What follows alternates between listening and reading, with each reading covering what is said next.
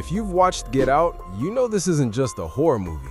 It's a puzzle full of symbols, social critiques, and scenes that stick in your head. But did you really notice everything? Today, we're gonna break down the most hidden details, the craziest metaphors, and show why Get Out is one of the most brilliant movies of recent years. And if you enjoy this type of content with analyses that go beyond the obvious, subscribe to the channel and leave a like.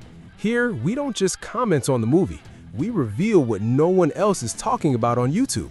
So settle in, because what seemed like just a weekend with the in-laws turns into a nightmare with an award-winning script. The story revolves around Chris, a nice photographer who's gonna meet his girlfriend's family, the Rose Armitage. What an ugly little last name. Everything seems peaceful at first, until they get to the in-laws' house and things start getting weird on a Black Mirror level. Like the house employees, all black, act in a strange way, almost as if they'd been programmed. And then comes the bombshell. Rose's family is part of a bizarre consciousness transplant scheme. Basically, they transfer the minds of wealthy white people into black people's bodies, like an extreme plastic surgery. Yes, Chris is in their sights, and worse, he is even auctioned like a luxury item. $50,000 cash. Later, he's hypnotized with the sound of a spoon hitting a cup, which became one of the most iconic scenes in the movie. But our hero doesn't give up easily. He finds a way to escape before they turn him inside out and goes on the counterattack, eliminating the crazy family one by one. And now that I've set the mood, we're gonna dive headfirst into the full analysis of Get Out. The movie starts with a tense vibe. We see a guy named Andre walking alone at night through one of those very American suburban residential neighborhoods. Meanwhile, he talks on the phone with his girlfriend, and you can clearly notice he's very uncomfortable. That typical "this place wasn't made for me" feeling. This scene is much more important than it seems, because later on we discover that Andre is one of the victims of the same bizarre scheme that almost caught Chris. While he walks, a white car, the kind that looks like it'll offer candy to kids, starts following him very slowly, and then that "uh-oh, things are gonna go bad" feeling hits. Sure enough, the car stops, a masked guy comes out, knocks Andre out, and takes him away. Quick kidnapping. And there's an important detail here. First is that it's clear it was Rose who was on the phone with him. In other words, it was all part of the plan to track where Andre was. The trap started right there, with an innocent call. The interesting thing is that he says he's looking for Peacock Avenue, and in the United States, the term peacocking is used when a man tries to attract a woman. But here, the director reverses the meaning, where it's Rose, the crazy girlfriend, who is attracting Andre so that Jeremy can kidnap him. The whole movie is full of hidden messages and reversals of meaning, and this one with Andre is just the first of many. Jordan Peele plays with symbolism all the time, and one of them is in a detail many people don't even notice: the car used in the kidnapping. On the outside, it's white. On the inside, black. It seems just aesthetic, but it isn't. This represents exactly the fate reserved for black characters in the story. While the exterior remains the same, the interior is erased and replaced by a white soul. When we reach the opening credits, we see blue letters over a dark forest, creating a mood of discomfort and isolation. But this also has a hidden reference. It's a direct tribute to The Shining, one of Jordan Peele's favorite movies. Right after the credits, we hear the song Redbone, which functions as a warning about what is to come. The parts that play say, "But stay woke," which means stay alert, or "Don't sleep, Chris." They're gonna find you and catch you off guard. And the chorus ends with, "Now don't close your eyes."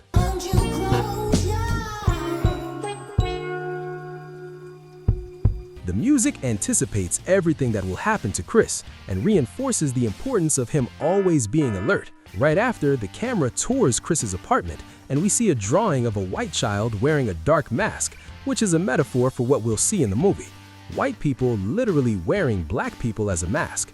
During the interaction between Chris and Rose, we already realize that nothing there is by chance, not even when she plays with the dog. In the original language, she pets the little animal for a while and then pushes it away, saying she needs to get something out of her father. This could be a subtle reference to what happens at the end of the movie, when they try to take Chris's brain to perform the transplant. While they travel to Rose's parents' house, they hit a deer on the road.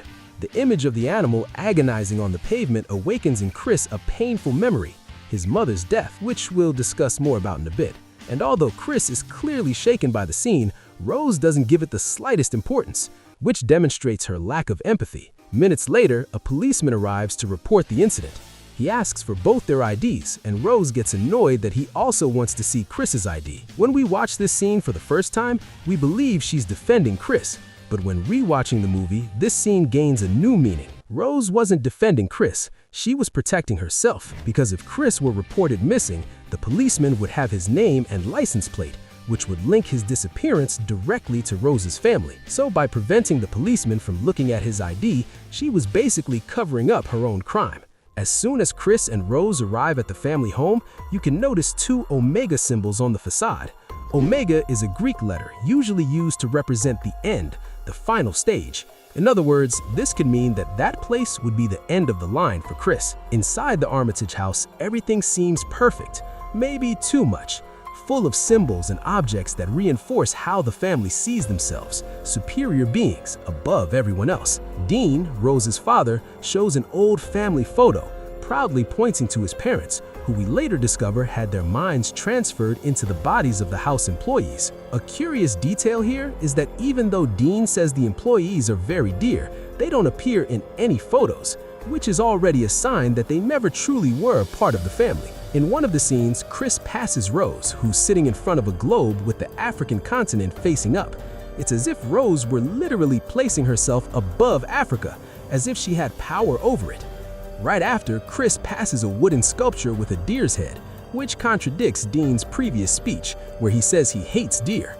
This shows that he was lying, and this detail becomes even more symbolic when we remember that at the end of the movie, the symbol that represented his contempt ends up being the instrument of his death. Dean also comments on a photo of his father where he lost to Jesse Owens in the 1936 Olympic trials. According to Dean, his father didn't get over this defeat, and that was probably what made him see black people as physically superior. And since then, he started wanting to capture those qualities for himself. This obsession becomes even more evident when we see Walter, one of the employees, running at night on the property, as if he was still training for a race that will never happen. Something also curious is that Walter wears a cap all the time, probably to hide the brain surgery scar. This also happens with other characters who went through the operation, like Andre, who is always wearing a hat, and Georgina, who is constantly fixing her hair in the mirror. And speaking of Georgina, she's the housemaid, responsible for the kitchen. Dean comments that his mother loved that kitchen, and he keeps a piece of her in there. He never says what that piece would be, except later we discover that Georgina is actually his mother, or at least her body, which gives a new meaning to the phrase. During dinner, Missy asks about Chris's mother, who, as we already know, died from a hit and run. While she speaks, she starts tapping the spoon on the cup, the same sound she uses later to hypnotize Chris.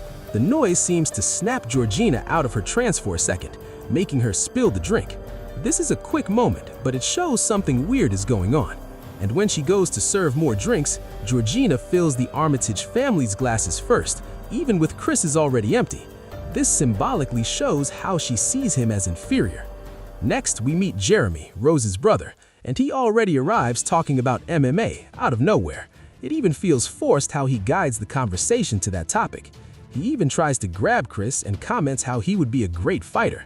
This could be a sign that Jeremy wants Chris's body for himself, maybe to become an athlete with physical advantages. After this awkward situation, we see Rose brushing her teeth next to a poster that says, "Death Cheater." This sums up the family's plan well, cheating death by living in new bodies. When Chris decides to go out for some air, he ends up being approached by Missy, and then comes the famous hypnosis scene. It's at this moment that we learn more about his mother's story. She died from a hit and run when she was a child, and that night he stayed home alone, watching TV, doing nothing. This story shows the guilt he carries, and this connects directly to the sunken place, the place where he goes when he's hypnotized. There, he stays completely still, just watching what happens, as if he was watching everything from a TV, exactly like on that night in his childhood. When he was a child, Chris dealt with trauma by scratching the bed, and now, as an adult, he deals with it by scratching the arms of the armchair. This detail, that seems like just a nervous tic, later becomes the key for him to escape.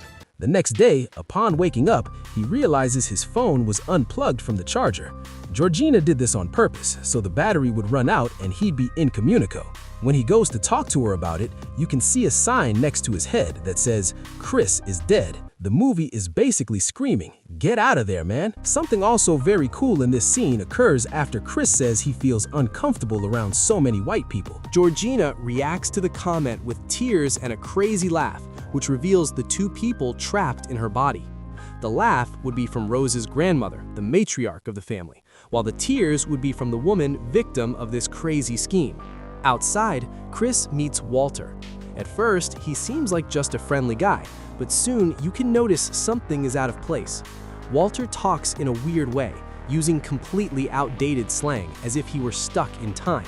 And deep down, that's exactly it. He lived in another era.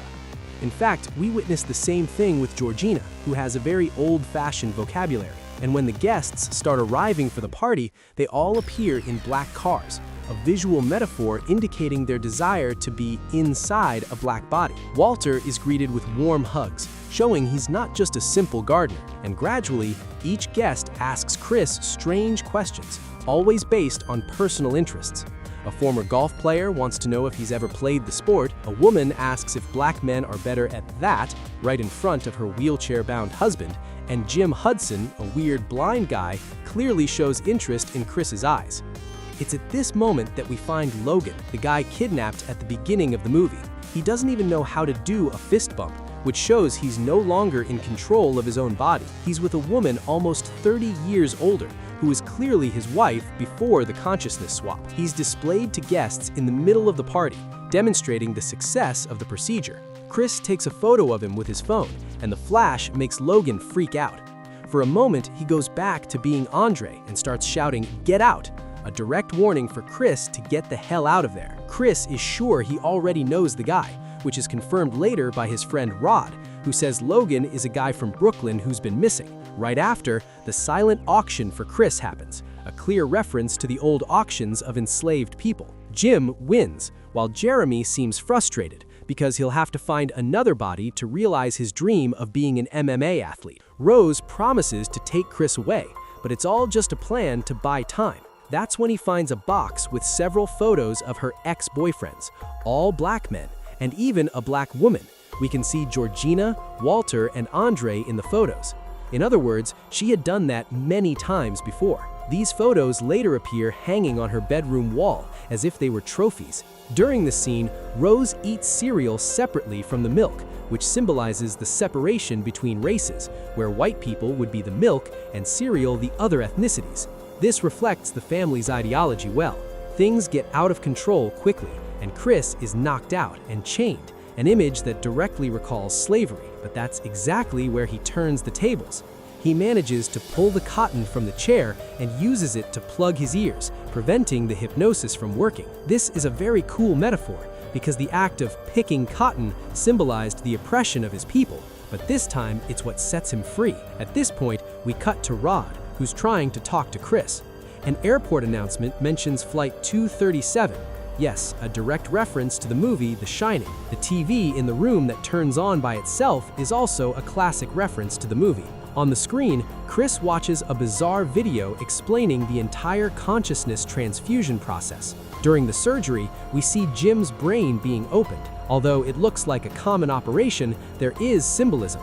The brain resembles an egg, a symbol of birth. This could represent the rebirth he would have upon entering a new body. Meanwhile, Chris manages to escape and hits Jeremy with a croquet ball.